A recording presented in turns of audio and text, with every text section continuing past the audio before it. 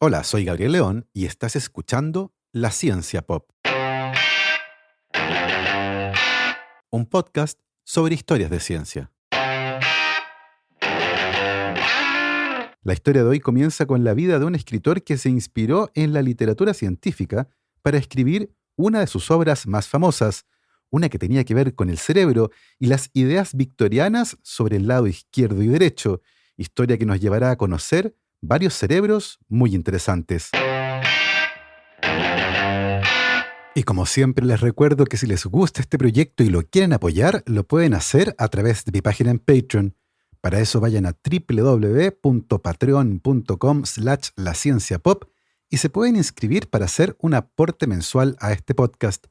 Agradezco como siempre los aportes de mis queridos Patrons: Cristian Oteiza, Andrés Altamirano, Sebastián Toledo, Alberto Montt y Laura, Claudia Delenson, Diego Molina, Germaín Araya, Pedro Maldonado, Ana Lucía Luna, Romina Mationi, Simón Castillo Riedemann, Diego Socias, Luciano Cisterna, Ricardo Yáñez, Fernando Montenegro, Matías van der Straten, Francisco Soto, la familia Flores Noguer, Manuel Morales, Daniela Allendez, Fernando Rode, la familia Helfman von de Sauer, Giuseppe Carufo, David Pelao Pérez, Sebastián Umaña, Carolina Valle, Verurín Illeco, Michel Baró, Cristóbal Moene, la familia Serpa Rebolledo, Pablo y Milesita Villalobos, la familia Tanús Ramos, Rosario Calderón, Pedro Castillo, Adrián Cataldo, el S Podcast, Keiichi Minamoto, José Luis Ulloa, Amanda Larraín, Marcela Martínez, Trinidad Santana, la familia Mateluna Morán, Cris, David Senger, David Poblete, María Soledad Neira, Giovanni Rosales y Olivia Artiga.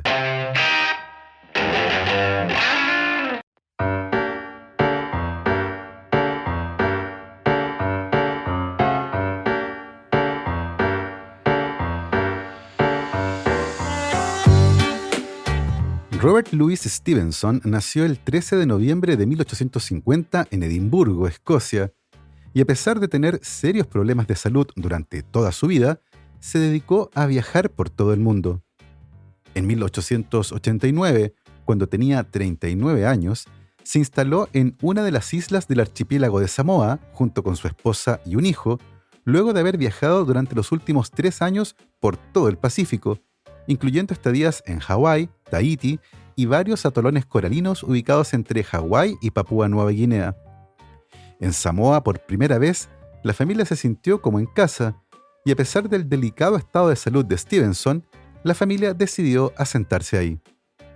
El 3 de diciembre de 1894, menos de 5 años después de haberse instalado en la isla, Stevenson estaba abriendo una botella de vino en compañía de su esposa, cuando súbitamente exclamó: «¿Qué es eso?», para luego mirar a su esposa y preguntarle: «¿Mi cara se ve rara?». Acto seguido, colapsó. Murió pocas horas después a la edad de 44 años y fue enterrado en la cumbre del Monte Baea, el punto más alto de la isla, a 470 metros sobre el nivel del mar. Stevenson publicó varias novelas durante su vida, las que tuvieron gran éxito, y una de sus obras más famosas es La Isla del Tesoro, un libro clásico en la literatura universal. Pero hay otra novela que compite en popularidad con esta, y resulta muy interesante, pues probablemente fue inspirada por la literatura científica de finales del siglo XIX. Stevenson era un ávido lector de artículos científicos, tanto en inglés como en francés, y se cree que un artículo en particular, publicado por un médico de la ciudad francesa de Bordeaux, y que describía el caso de una mujer que fue identificada como Félida X, pudo haber capturado su atención. El médico describió a Félida X como una paciente histérica que oscilaba entre dos estados muy contrastantes, como si se tratara de dos personas diferentes. La mujer parecía no tener conciencia de esta situación, y el médico determinó que se trataba de dos personalidades distintas y separadas que parecían no ser conscientes una de la otra. El caso de Félida X se convirtió así en una de las primeras descripciones documentadas de lo que más tarde se llamaría trastorno de personalidad múltiple y que hoy se conoce como trastorno de identidad disociativo. Por aquella época, este caso atrajo el interés de la comunidad médica y creó varias preguntas desconcertantes con respecto a la autopercepción y la naturaleza del ego.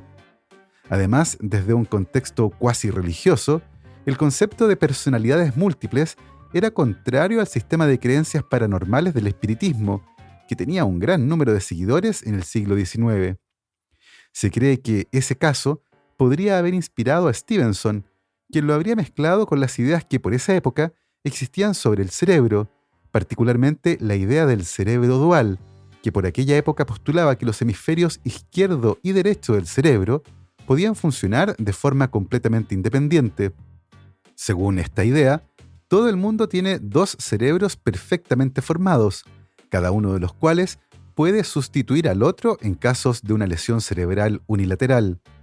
Ya por esa época, el cerebro izquierdo era visto como el asiento lógico de la razón y la capacidad lingüística, contrastando con el cerebro derecho, que era el emocional.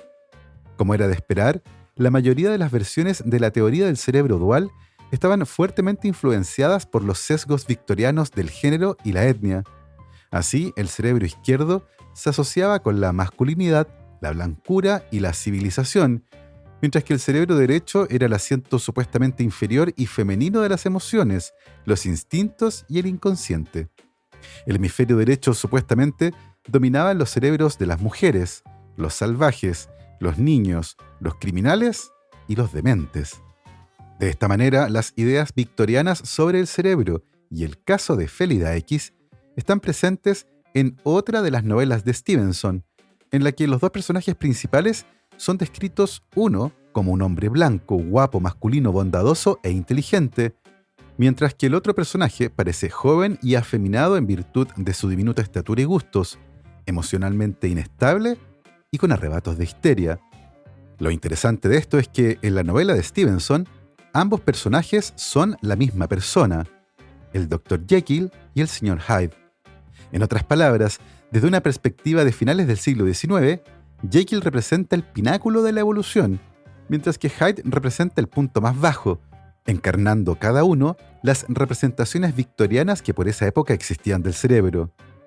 Las ideas sobre la lateralidad del cerebro, es decir, que cada hemisferio tiene funciones específicas y diferentes, comenzó a emerger lentamente a inicios del siglo XIX. Si bien hoy habitualmente mencionamos al médico francés Pierre-Paul Broca como el padre de esta área, conocida como neuropsicología, y que estudia cómo la cognición y el comportamiento de una persona están relacionados con el cerebro y el resto del sistema nervioso, lo cierto es que hay un antecedente previo de otro científico francés, uno que fue ignorado por sus pares y que murió sin el reconocimiento que merecía. Marc Dax fue un neurólogo francés que nació en 1770 y que se interesó en estudiar pacientes que tenían afasia, es decir, estaban imposibilitados de comprender y utilizar el lenguaje. Dax tuvo la oportunidad de estudiar algunos de los cerebros de sus pacientes luego de que estos murieran y descubrió que en todos ellos habían lesiones que afectaban a una zona muy específica del hemisferio izquierdo del cerebro. En 1836, Dax escribió un breve artículo titulado Lesiones de la mitad izquierda del cerebro coincidentes con el olvido de los signos del pensamiento, en el que informó sus propias observaciones e interpretaciones y afirmó que los trastornos del habla siempre se deben a una lesión del hemisferio cerebral izquierdo. Dax escribió: "Creo que es posible concluir que no todas las enfermedades del hemisferio izquierdo necesariamente perjudican a la memoria verbal, pero que cuando esta forma de memoria se ve afectada por una enfermedad del cerebro, hay que buscar la causa del trastorno en el hemisferio izquierdo, incluso si ambos hemisferios están enfermos". Marc Dax murió en 1837, un año después de publicar su estudio, y no consiguió que sus hallazgos fueran discutidos de manera general. Su manuscrito permaneció ignorado hasta el 24 de marzo de 1863, cuando su hijo Gustave lo presentó a la Academia Francesa de Medicina con el título Observaciones tendientes a probar la constante coincidencia del trastorno del habla con una lesión del hemisferio izquierdo del cerebro. El artículo solo se hizo público el 6 de diciembre de 1864, cuando fue comunicado a la Academia de Medicina, y finalmente el artículo fue publicado el 28 de abril de 1865 en la Gaceta Semanal de Medicina y Cirugía. En paralelo, el también francés Paul Broca acababa de publicar sus propias observaciones sobre el papel del hemisferio cerebral izquierdo en el lenguaje, pero no fue hasta el 15 de junio de 1865 que declaró explícitamente que en las personas diestras el hemisferio cerebral izquierdo es dominante para el habla articulada.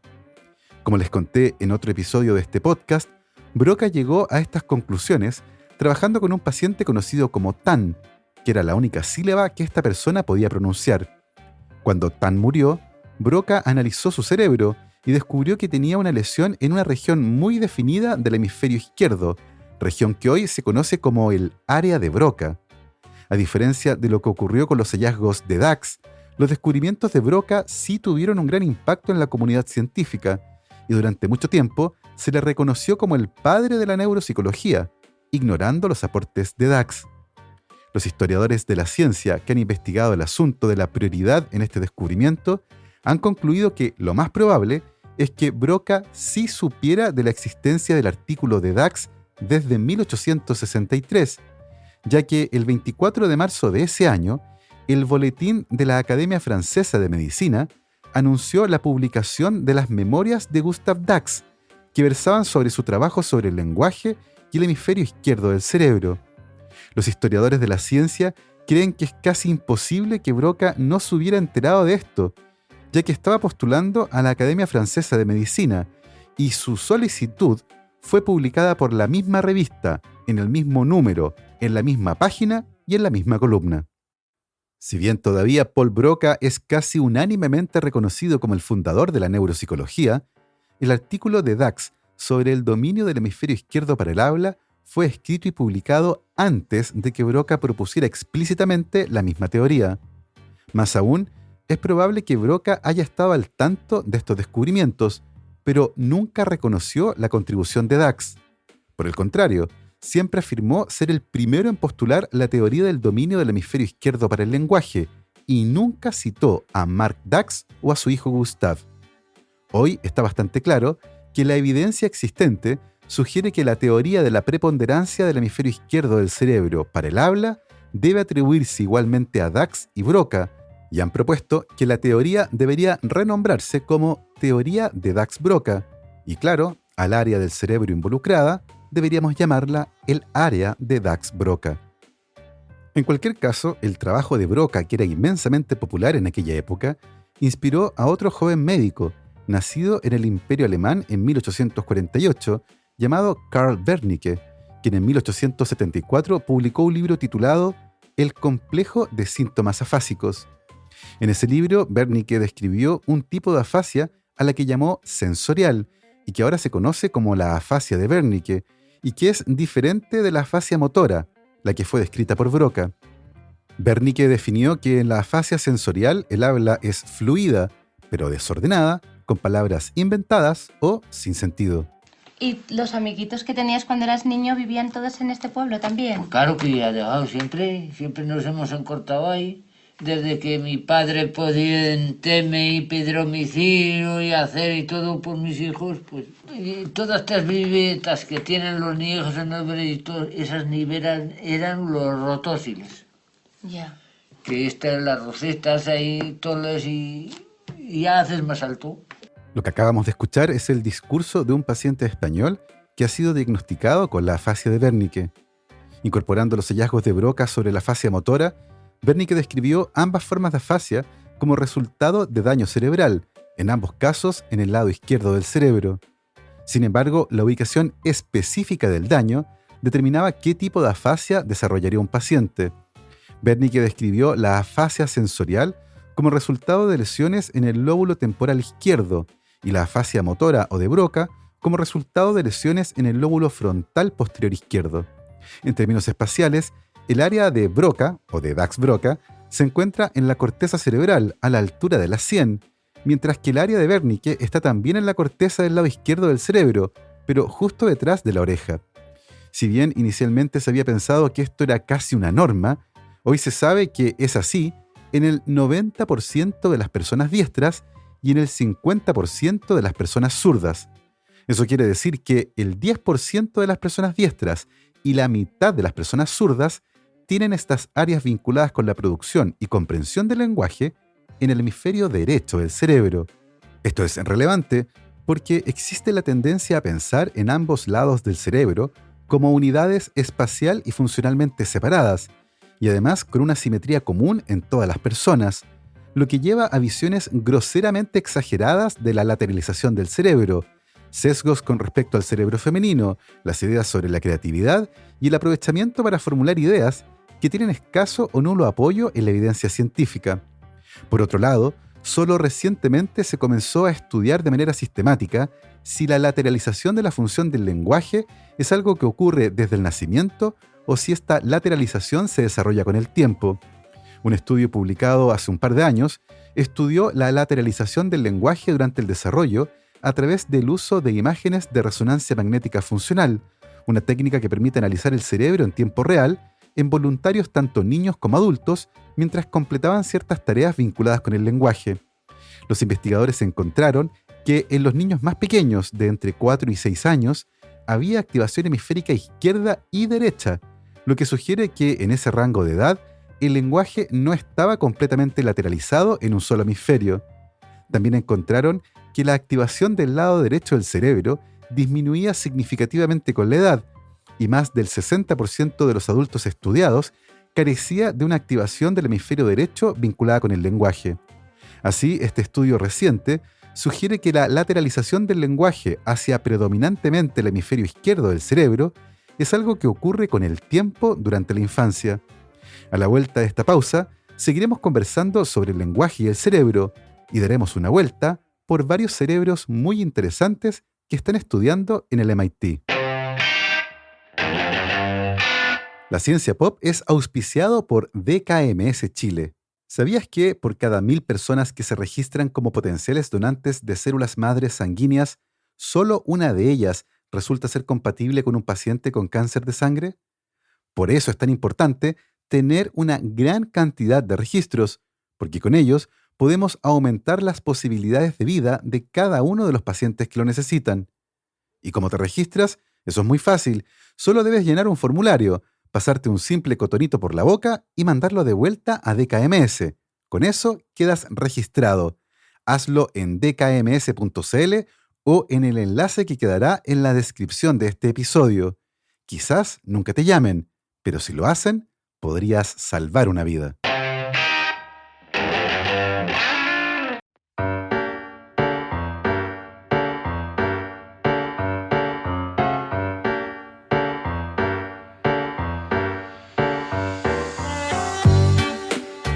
Los estudios modernos de imágenes cerebrales han confirmado largamente las ideas de Dax, Broca y Wernicke sobre el lenguaje, demostrando que en sujetos vivos es preferentemente el lado izquierdo de los lóbulos temporal y frontal el que se activa cuando una persona está leyendo o escuchando palabras.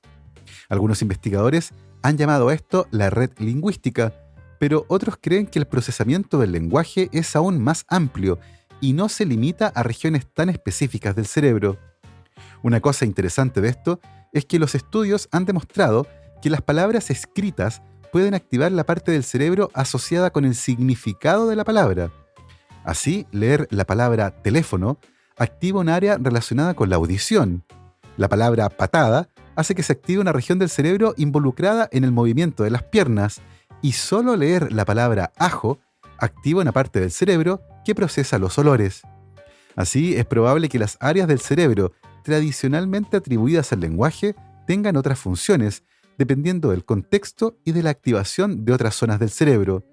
No solo eso, recientemente se ha comenzado a estudiar algunos cerebros muy interesantes que además nos recuerdan que la plasticidad del cerebro, particularmente durante los primeros años de vida, puede producir algunos resultados completamente inesperados.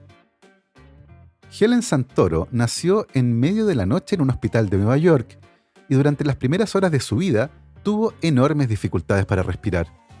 Luego de 6 horas sin regularizar su respiración, fue llevada a la unidad neonatal de cuidados intensivos, donde un interno hizo una sencilla prueba y puso su dedo meñique en la boca de la recién nacida para verificar su reflejo de succión. Preocupado por lo débil de la respuesta, el médico ordenó que le hicieran un escáner al cerebro. Cuando al día siguiente la madre de Helen Santoro despertó, se encontró con varios médicos reunidos en su habitación, quienes le explicaron que a su hija le faltaba todo el lóbulo temporal izquierdo del cerebro, algo que muy probablemente había ocurrido debido a una hemorragia cerebral intrauterina. Los médicos comenzaron a enumerar todos los efectos derivados de la falta del lóbulo temporal izquierdo, incluyendo evidentemente la ausencia del lenguaje y graves problemas motores y cognitivos. Lo más probable es que Helen Santoro terminara internada en alguna institución que pudiera brindarle la atención permanente que necesitaba. Resignados al destino de una lesión de esa naturaleza, los padres de Santoro decidieron que su hija participaría en un estudio que estaba haciendo la Universidad de Nueva York y que se vinculaba con el desarrollo de niños que habían tenido hemorragias cerebrales intrauterinas. Pero pasó algo raro. A pesar de tener un enorme agujero en su cerebro, Helen Santoro completó a tiempo todos y cada uno de los hitos en el desarrollo de un recién nacido. No solo eso, fue matriculada en un colegio regular y siempre se destacó tanto en sus estudios como en los deportes. Y claro, las habilidades del lenguaje, las que más preocupaban a los médicos, se convirtieron en el trabajo de Santoro, que actualmente es periodista científica. El lenguaje es su pasión profesional. El caso de Santoro no es único, y a pesar de lo curioso que puede sonar, se cree que deben existir miles de personas que tienen vidas perfectamente normales y a las que les falta una porción respetable del cerebro. Se cree que en esos casos, las neuronas han logrado reorganizar a las regiones faltantes, pero nadie tiene ni la más mínima idea de cómo algo así puede ocurrir, o por qué no ocurre en todos los casos. Durante toda su infancia, Helen Santoro participó de innumerables experimentos. Su cerebro era escaneado varias veces al año y le hacían todo tipo de ensayos para evaluar su cognición, memoria y lenguaje. En una ocasión, los médicos quisieron evaluar cómo se comportaría su cerebro en condiciones de déficit de sueño y cansancio, por lo que pasó una noche en vela viendo películas para después dejar que los investigadores estudiaran su cerebro cuando finalmente la dejaron dormir. Para los científicos del estudio, estaba claro que Santoro no era como los otros voluntarios, y si no fuera por las imágenes de su cerebro, pasaría por una niña perfectamente normal, y nadie podría imaginarse que tenía un agujero en el cerebro. Helen Santoro no mostraba ninguno de los déficits que sí mostraban los otros niños que compartían su diagnóstico. Finalmente, cuando tenía alrededor de 15 años, la neuróloga pediátrica Ruth Nass, científica que dirigía el estudio, les dijo a Helen Santoro y sus padres que su cerebro era demasiado diferente al de otros niños y que ya no tenía sentido tenerla en el estudio. Pero a esa altura, la vida de Helen Santoro giraba en torno a la neurociencia. Un par de años más tarde le escribió a la misma doctora Nass para preguntarle si la recibirían como pasante en su laboratorio. Aceptó de inmediato. De manera casi inevitable, Santoro eligió que la neurociencia sería su área de estudio en la universidad y durante años trabajó en proyectos vinculados con análisis de imágenes cerebrales. Lentamente, Santoro dejó de pensar en su propio cerebro, hasta que, hace unos pocos meses, leyó una historia muy similar a la suya y que describía el caso de una mujer no identificada que vivía en Connecticut y que de manera casual descubrió de adulta que le faltaba todo el lóbulo temporal izquierdo del cerebro. Durante los últimos años, explicaba el artículo, la mujer había participado como voluntaria en un estudio dirigido por la doctora Evelina Fedorenko, neurocientífica cognitiva del MIT, y que está interesada en estos cerebros entretenidos, como ella los llama, cerebros que, a pesar de ciertas lesiones, han logrado reorganizarse utilizando algo que se conoce como la neuroplasticidad. Uno de los primeros experimentos que proporcionó evidencia del fenómeno de la neuroplasticidad fue realizado en 1793 por el anatomista italiano Michele Vincenzo Malacarne, quien describió experimentos en los que tomó a parejas de animales y entrenó solo a uno de los dos de manera extensiva durante años, y luego diseccionó a ambos animales. Malacarne descubrió que los cerebelos de los animales entrenados eran sustancialmente más grandes que los cerebelos de los animales no entrenados. A pesar de lo interesante del hallazgo, este pasó desapercibido en su época. En 1890, la idea de que el cerebro y su función no son fijos a lo largo de la edad adulta fue propuesta por el psicólogo William James, en uno de sus libros más influyentes, aunque la idea fue desechada en gran medida. Curiosamente, fue el mismo James quien escribió un artículo en 1907 diciendo que los humanos solo hacemos uso de una pequeña parte de nuestros recursos físicos y cognitivos. Esa frase fue tomada por el actor y escritor Lowell Thomas, quien en 1920 afirmó que el profesor de Harvard, William James, solía decir que el hombre promedio solo desarrolla el 10% de su capacidad intelectual latente. Esa es la fuente del mito que dice que solo usamos el 10% del cerebro. Sin embargo, hasta bien entrado el siglo XX, toda la evidencia disponible sugería que la estructura y función del cerebro no cambiaban durante la vida adulta. El gran hito en esta área ocurrió en la década de 1960, cuando la neurocientífica Marianne Diamond demostró en modelos animales que la estructura y tamaño del cerebro cambian cuando ratas son crecidas en ambientes ricos y diversos, con juguetes, túneles, ruedas y espacios para explorar, a diferencia de ratas que vivían en jaulas simples. La misma doctora Diamond, años más tarde, tuvo la oportunidad de estudiar uno de los cerebros más interesantes de la historia, el de Albert Einstein. Volviendo al MIT, la doctora Fedorenko ha bautizado a su estudio como el Proyecto de Cerebros Interesantes y por ahora han reclutado a 8 voluntarios, incluyendo a Helen Santoro, que se unió en julio de este año. 4 de los voluntarios habían tenido accidentes cerebrovasculares intrauterinos, lo que resultó en daños en el hemisferio izquierdo del cerebro. 2 participantes tienen quistes benignos en sus hemisferios derecho o izquierdo. Uno tuvo un accidente cerebrovascular en el hemisferio derecho y a uno se le extirpó tejido cerebral del hemisferio izquierdo debido a un tumor. Cuando Helen Santoro se unió al estudio, inicialmente los investigadores miraron la actividad en su cerebro mientras ella leía palabras desde una tablet. En una persona diestra típica, esa actividad se reflejaría en la activación del lado izquierdo del cerebro. En el caso de la paciente de Connecticut, a la falta del lado izquierdo del cerebro, este se adaptó y todas las zonas vinculadas con el lenguaje se encuentran, en su caso, en el lado derecho del cerebro. Pero en el caso de Helen Santoro, incluso sin un lóbulo temporal izquierdo, todavía procesa las oraciones usando el hemisferio izquierdo. Una posible explicación para esto es que la lesión de Santoro se encuentra principalmente en la parte frontal de su hemisferio izquierdo, dejando suficiente tejido sano en la parte posterior para que ahí el sistema de lenguaje se asiente, mostrando una gran plasticidad. Una consecuencia sorprendente de la neuroplasticidad es que la actividad cerebral asociada con una función dada puede transferirse a una ubicación diferente, y esto es algo que puede ocurrir como resultado de la experiencia normal y también en procesos de recuperación después de una lesión cerebral. Recientemente se ha reunido gran cantidad de evidencia que sugiere que el entrenamiento aeróbico es un gran promotor de la plasticidad del cerebro y se asocia con la producción de factores vinculados con un aumento en la conexión entre neuronas y también del volumen de ciertas zonas del cerebro. De manera similar, las zonas vinculadas con la memoria y la navegación espacial son más grandes en los taxistas de Londres en comparación con un grupo control. Otro caso interesante es el de las personas no videntes que aprenden a ecolocalizarse para la navegación espacial. Estudios realizados hace unos 10 años, utilizando técnicas de resonancia magnética funcional, han demostrado que partes del cerebro que habitualmente están asociadas con el procesamiento visual se han adaptado para procesar la información derivada de la ecolocalización.